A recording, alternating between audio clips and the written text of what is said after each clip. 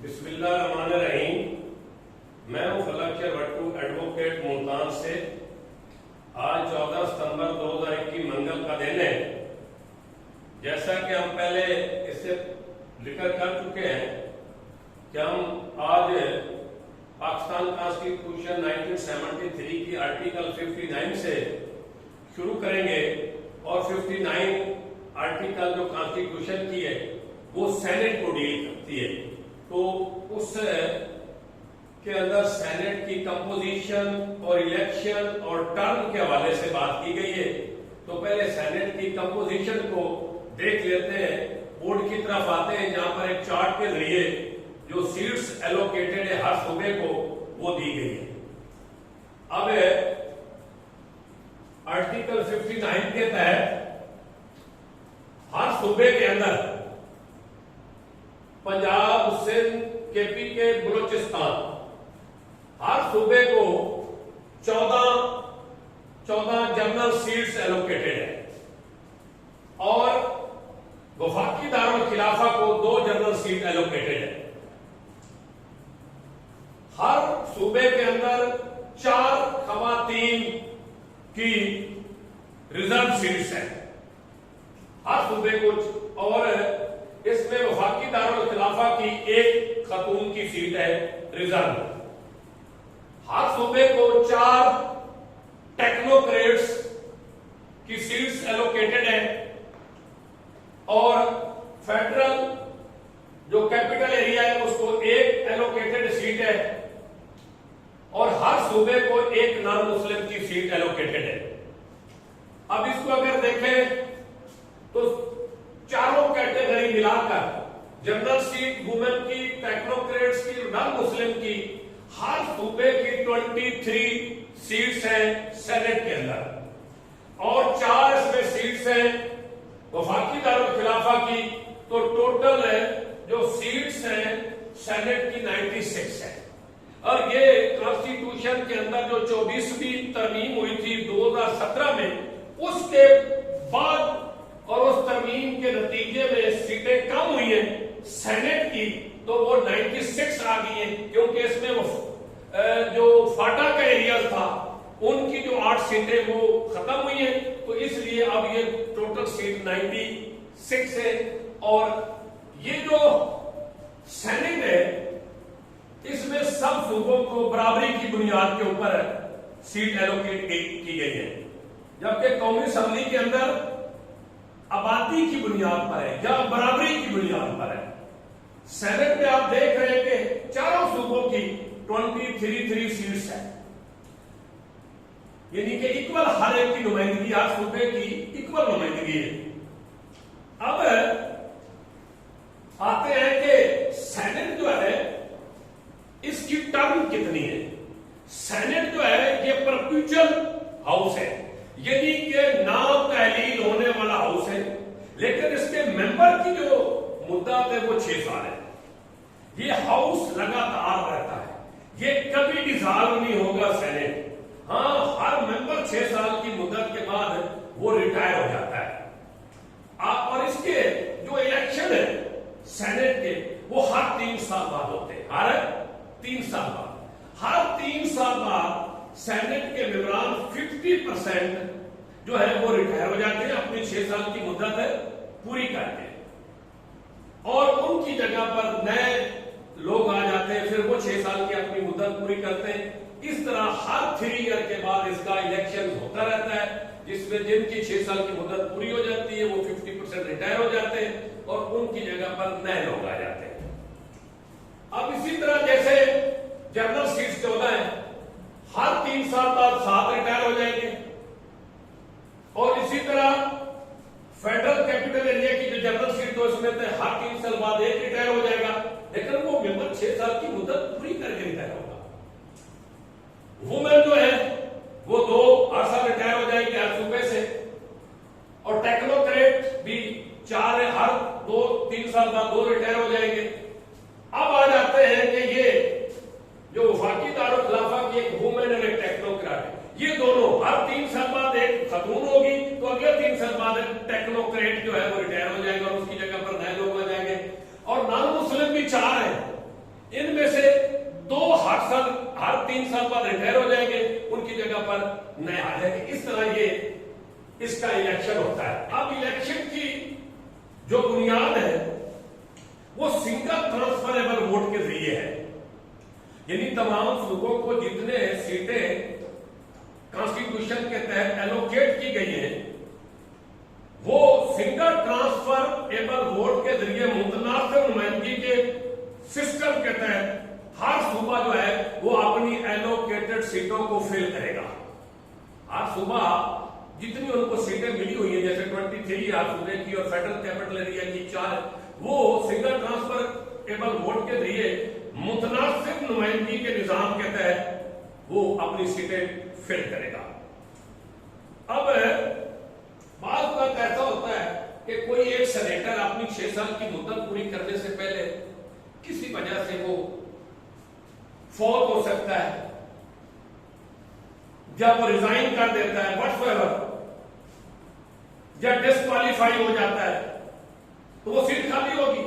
इसको कहते हैं कैजुअल वैकेंसी हो गई। तो वो कैजुअल वैकेंसी के ऊपर भी फिर जिस भी सूबे की है वो नया मेंबर इलेक्ट होगा और उसकी टर्म वो उतनी होगी जितनी वो खाली सीट होगी, उसकी बकाया जो टर्म है वो पूरी करेगा वो तो नया इलेक्ट हुआ है उसकी जगह पर। तो ये तो था सेनेट है।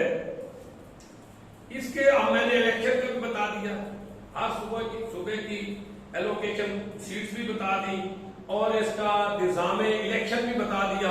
हाँ, फेडरल कैपिटल इनको जो वोट देते हैं ना लोग, इनके जो वोट है सूबे में से जो सेनेटर इलेक्ट होते हैं उनको मुतल्लिका सूबे के जो सूबाई असेंबली उसके दौरान वोट देते हैं। जो फेडरल कैपिटल एरिया के से सेनेटर का होते हैं उनको वोट है कौमी असेंबली जो है वो उनको वोट कास्ट करती है कि मेंबरान कास्ट करते हैं। अब ये तो थी सूरत 59 की। अब आते हैं आर्टिकल 60 की तरफ। आर्टिकल 60 की तरफ जो चेयरमैन और डिप्टी चेयरमैन को डील करता है। सेनेट के भी डिप्टी चेयरमैन और चेयरमैन का जो इलेक्शन है, जब सेनेट का इलेक्शन होता है तो उसके बाद जो पहली मीटिंग होती है वो पहले दिन सेनेट और कोई काम किए बगैर अपने मेंबरों में से किसी एक को चेयरमैन और डिप्टी चेयरमैन इलेक्ट करते हैं। और जिस तरह स्पीकर और डिप्टी स्पीकर अपने हाउस को प्रेजाइड करते हैं, उनकी सीट अगर वेकेंट हो जाए तो जिस तरह वो तरीका कार्य फेल होता है उसी तरह इसका भी उसी तरह ही है। अब फर्क ये है कि जो चेयरमैन और डिप्टी चेयरमैन की जो मुद्दत है वो 3 साल की है। वो कितनी है?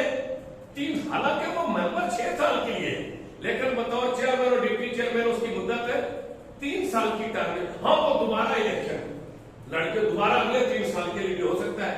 जिस तरह इस वक्त हमारे सेनेट के चेयरमैन संजरानी साहब ने पहले 3 साल की मुद्दत में भी वो चेयरमैन थे, अब भी वो चेयरमैन सेनेट है। दूसरा इसके साथ ये एक और बात है मैंने कि सेनेट के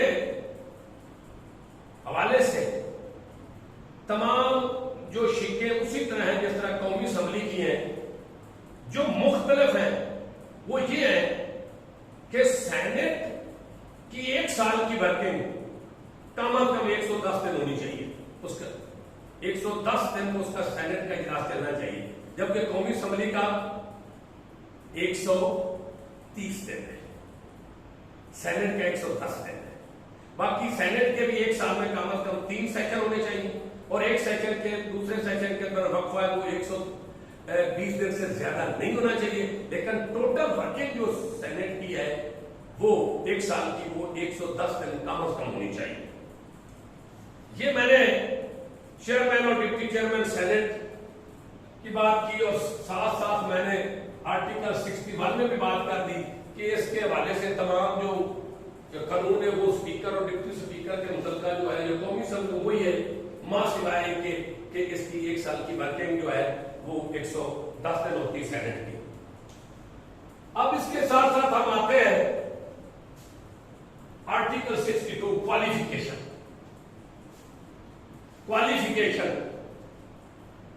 क्वालिफिकेशन जो है for the membership of Majlis Shura parliament के कौमी असम्बली और सेनेट की मेंबरशिप के लिए, रुकनीयत के लिए उम्मीदवार के क्या अहलियत होनी चाहिए। आर्टिकल 62-63 बड़ा मशहूर है, तो मैं आर्टिकल 62 पढ़ रहा हूं कि एक सेनेट या कौमी असम्बली पार्लियामेंट के मेंबर की अहलियत क्या होनी चाहिए। आर्टिकल 62 बयान करता है। ये बयान ये करता है कि कोई भी शख्स जो पार्लियामेंट या मजलिस शूरा के मेंबर की सीयत से इंतखाब उसका होना है या उसको चूज किया गया हो, तो उसकी अहलियत क्या होनी चाहिए। यानी इलेक्शन लड़ते वक्त, नॉमिनेशन के वक्त भी उसकी अहलियत हो सकती यही होनी चाहिए। अगर वो किसी तरह मुंतखब हो गया है तो उसके बाद भी यही उसकी अहलियत होनी चाहिए। और बाद में भी कोई चीज टॉक्स पे निकल आ सकती तो वो उसकी मेंबरशिप खत्म हो सकती है। नंबर 1 क्या है कि पाकिस्तान का शहरी होना चाहिए।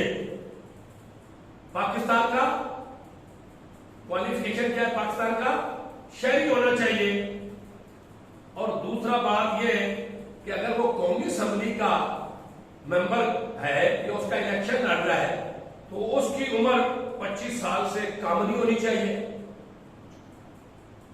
और अगर वो जनरल सीट से लड़ रहा है तो वो पाकिस्तान के किसी भी हिस्से में इंतखाबी फहरिस्त में उसका नाम होना चाहिए। कौमी असम्बली की अगर वो मेंबर बनना है, उसका इंतखाब लड़ना है, तो उसका उम्र का अनुमान 25 साल से कम नहीं होनी चाहिए। और पाकिस्तान के किसी भी हिस्से के इंतखाबी फहरिस्त में उसका नाम होना चाहिए जनरल सीट के लिए। और अगर कोई वुमेन या टेक्नोक्रेट की सीट पर इलेक्शन लड़ना चाहता है, सॉरी, अगर कोई शख्स नॉन मुस्लिम की सीट पर इलेक्शन लड़ना चाहता है कौमी असम्बली का, तो वो पाकिस्तान में जो रिजर्व सीट है उसके अगेंस्ट भी वो इलेक्शन लड़ेगा और उसका भी पाकिस्तान के किसी हिस्से में उसका इंतखाबी फहरिस्त में नाम होना चाहिए। और अगर वो रिजर्व सीट पर लड़ना चाहता है, वो कोई खातून है या टेक्नोक्रेट है, तो वो जिस सूबे की वो सीट से इलेक्शन लड़ना चाहता है वुमेन, उस सूबे के इंतखाबी फहरिस्त में किसी भी उसका नाम होना चाहिए। अब कौमी असम्बली के लिए, कौमी असम्बली में एक तो जनरल सीट्स होती हैं, एक नॉन मुस्लिम की सीट्स होती हैं, वुमेन की सीट्स होती हैं। तीनों को क्राइटेरिया, तीनों के लिए एक बात तो ये कि वो पाकिस्तान का शहरी हो। दूसरी बात है कि उनकी उम्र 25 साल से कम ना हो।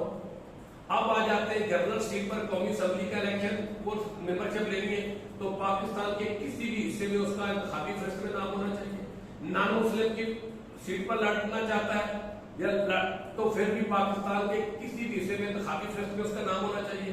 अगर खातून कोई रिजर्व सीट पर लड़ना चाहती है इलेक्शन, तो वो जिस सूबे की रिजर्व सीट पर इलेक्शन लड़ती है उस सूबे के किसी हिस्से में उसका इंतखाबी फहरिस्त में नाम होना चाहिए। हाँ, अगर कोई सेनेटर बनना चाहता है तो फिर उसके लिए उम्र क्या है? उसके लिए उम्र 30 साल से कम नहीं होनी चाहिए। अब सेनेट के मेंबर की उम्र कितनी होनी चाहिए? 30 साल से कम नहीं होनी चाहिए। कौमी असम्बली के लिए 25 साल से कम नहीं होनी चाहिए। और सेनेटर जो है उसके लिए यह भी है कि वो जिस सूबे की एलोकेटेड सीट से इलेक्शन लड़ना चाह रहा है, उस सूबे के किसी हिस्से में कि किसी भी इंतखाबी फहरिस्त में उसका नाम होना चाहिए। ये तो इसके बाद अगली बात है मैं कि मेंबर पार्लियामेंट हो, उसके लिए बहुत अहम है कि वो गुड कैरेक्टर का मालिक हो, अच्छे किरदार का मालिक हो और वो आम तौर पर इस्लाम के अहकामात की खिलाफ वर्जी करने वाले के तौर पर ना जाना पहचाना जाता हो। ये बहुत अहम है। इस्लाम के अहकामात की खिलाफ वर्जी करने वाला ना जाना पहचाना जाता हो। ऐसा मशहूर ना हो कि ये जो जनाब इस्लाम के जो अहकामात والے جو اسلامک ایجنشنز ہیں ان کی خلاف ورزی کرتا ہے، اس طرح کی اس کی مشہوری نہ ہو اور اچھے کردار کا مالک ہو۔ اگلا کیا بات ہے آگے یہ کہ اسلامی تعلیمات کی مناسب اس کو علم ہو، اسلامی تعلیمات کا مناسب اس کو علم ہو۔ اسی کے بعد کا نامینیشن نام جب پیپر نامزدگی ہوتے ہیں تو ریٹرننگ افسر عموماً اس سے دعائے قنوت سن لیتے ہیں، نماز جنازہ سن لیتے ہیں، رکھتے پوچھ لیتے ہیں۔ تو یہ مطلب اسلامک ٹیچنگ کا لفظ ہے adequate knowledge of Islamic teaching, کہ اسلامی تعلیمات کا مناسب اس کو علم ہونا چاہیے۔ اور کیا کہ وہ اسلام کی جو ابلیگیٹری ڈیوٹیز ہے، اسلام کی متعین کردہ ابلیگیٹری ڈیوٹیز، وہ کیا ہے؟ جو فرائض ہیں، اسلام نے جو فرائض مقرر کیے ہوئے ان کے اوپر عمل کرنے والا ہو اور گناہ کبیرہ سے بچا ہوا ہو۔ گناہ کبیرہ سے یہ کیسی کوالیفیکیشنز ہے؟ اور آگے اسلام کی مناسب تعلیمات کا علم ہو، اسلام کی مقرر کردہ جو ابلیگیٹری ڈیوٹیز ہے اس پر عمل کرتا ہو اور گناہ کبیرہ سے بچا ہو۔ اور کیا کوالیفیکیشن ہونی چاہیے پارلیمنٹ کے ممبر کے لیے؟ کہ وہ سگیشیس، تیز فہم، عقل سمجھ والا، رائٹیس، متقی، پرہیزگار ہو، نان پروفلیگیٹ، شودہ پن اس کے اندر نہ ہو، ہونیسٹ، امین، ایماندار ہو۔ اینڈ امین، لا نے صرف ہونیسٹ پر نہیں کھڑا کے نہ امین بھی لکھا ہے کہ امین ہو۔ لیکن اس حوالے سے عدالت کوئی نہ کوئی ڈکلریشن، کوئی ڈگری، کوئی حکم، کوئی آرڈر دے سکتی ہے کہ یہ متقی نہیں ہے، یہ تیز فہم نہیں ہے، یہ شودہ ہے، یا ایماندار نہیں، یا امین نہیں۔ اس حوالے سے اگر عدالت نے اس کو کوئی ایسی کوئی ڈگری دے دی تو پھر وہ ڈسکوالیفائی ہو جائے گا۔ اس کے لیے عدالت کی ڈگری ہونا ضروری ہے۔ اسی لیے آپ نے اس ملک کے اندر سابقہ پرائم منسٹر میاں نواز شریف کے حوالے سے سپریم کورٹ آف پاکستان نے ان کو کیا کہا کہ وہ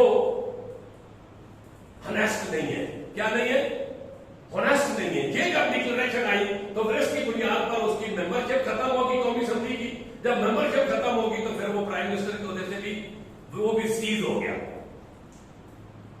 آگے یہ ہے کہ پاکستان کے بننے کے بعد وہ پاکستان کی انٹیگریٹی کے خلاف اور پاکستان کی آئیڈیالوجی کے خلاف کوئی کام نہ کرتا ہو۔ یعنی یہ بھی ہے کہ جو ممبر پارلیمنٹ بننا چاہتا ہے اس کے اوپر یہ بھی ہے کہ وہ نظریہ پاکستان اور پاکستان کی عظمت اور استقامت کے خلاف پاکستان کے بننے کے بعد کوئی کام نہ کرتا ہو۔ After the establishment of Pakistan, Pakistan کے قائم ہونے کے بعد وہ پاکستان کی استقامت اور نظریہ پاکستان کی مخالفت میں کوئی کام نہ کرتا ہو۔ یہ تو تھی اس کی کوالیفیکیشن۔ اور اگر کیونکہ قومی اسمبلی کے اندر نان مسلم بھی ہیں 10، ان کے لیے بھی کیا کوالیفیکیشن ہونی چاہیے؟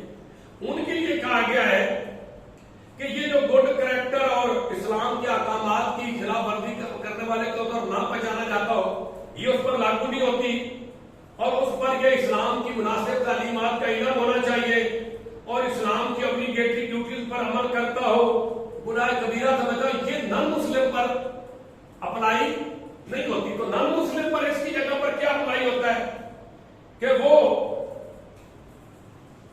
گڈ مارل ریپوٹیشن کا حامی ہو، اچھے کردار کی شہرت رکھتا ہو۔ نان مسلم کے لیے ان کی جگہ پر کیا کوالیفیکیشن ہے؟